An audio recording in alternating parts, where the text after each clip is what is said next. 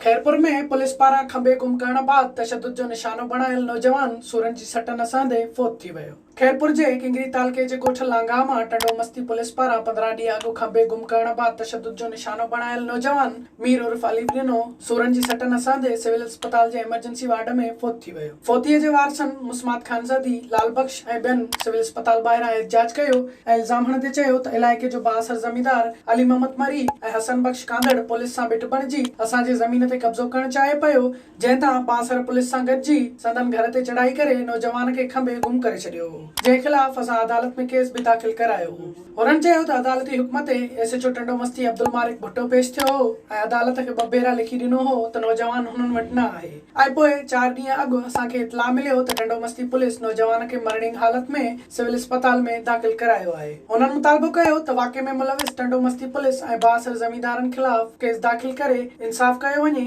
ॿी सूरत में एहतजाज जो दायरो वधायो वेंदो। विज़िट कयो अवामी आवाज़ मीडिया ग्रुप जी वेबसाइट awamiawaz.pk।